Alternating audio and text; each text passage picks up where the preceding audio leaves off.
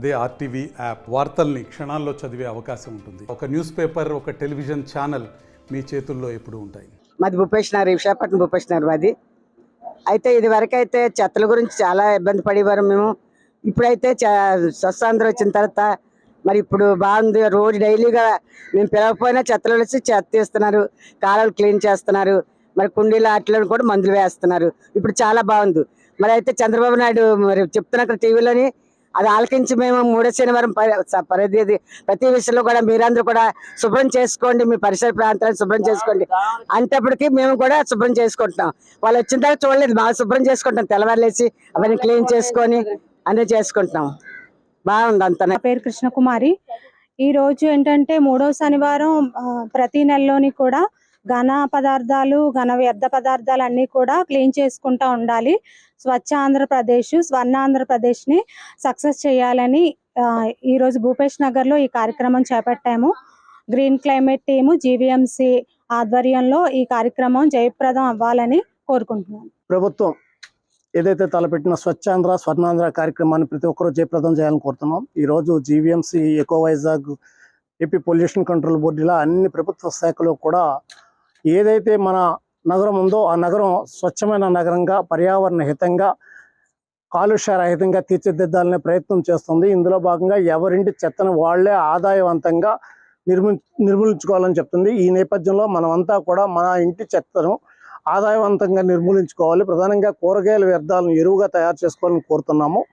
అలాగే ఏదైతే కూరగాయల వ్యర్థాలు ఎరువు అవుతుందో ఎరువుతో మొక్కల్ని బాగా పెంచుకోవాలని ఎవరింటికాడ వాళ్ళే వాళ్ళకి అవసరమైన చిన్న చిన్న కొత్తిమీర, పుదీనా, పచ్చిమిర్చి, ఉల్లిపాయ ఇట్లాంటి కూరగాయలు పెంచుకునే, ఆకుకూరలు పెంచుకునే ప్రయత్నం చేయాలని కోరుతున్నాం.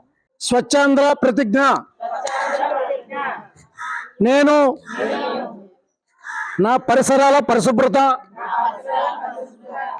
కొరకు ప్రతిరోజు కొంత సమయం కేటాయిస్తానని, నా వంతు కృషిగా స్వచ్ఛతా కార్యక్రమాల కొరకు శ్రమదానం చేసి పరిశుభ్ర ఆంధ్రప్రదేశ్ సాధించే సంకల్పానికి కట్టుబడి ఉంటానని,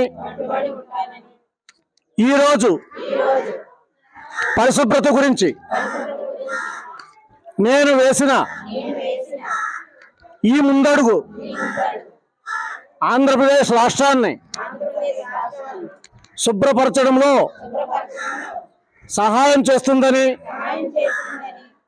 నమ్ముతూ ఈ రోజు నుండి నా తోటి వారికి కూడా స్వచ్ఛతపై అవగాహన కల్పించడానికి ప్రయత్నిస్తానని, మన ఆంధ్రప్రదేశ్ను స్వచ్ఛ ఆంధ్రప్రదేశ్గా తీర్చిదిద్దేటట్లు నా వంతు కృషి చేస్తానని ప్రమాణం చేస్తున్నాను. జై స్వచ్ఛాంధ్ర. మరిన్ని వీడియోస్ కోసం ఛానల్ ని సబ్స్క్రైబ్ చేయండి. లేటెస్ట్ అప్డేట్స్ కోసం వాట్సాప్ ఛానల్ ని ఫాలో అవ్వండి. ఆ లింక్ డిస్క్రిప్షన్ లో ఉంది.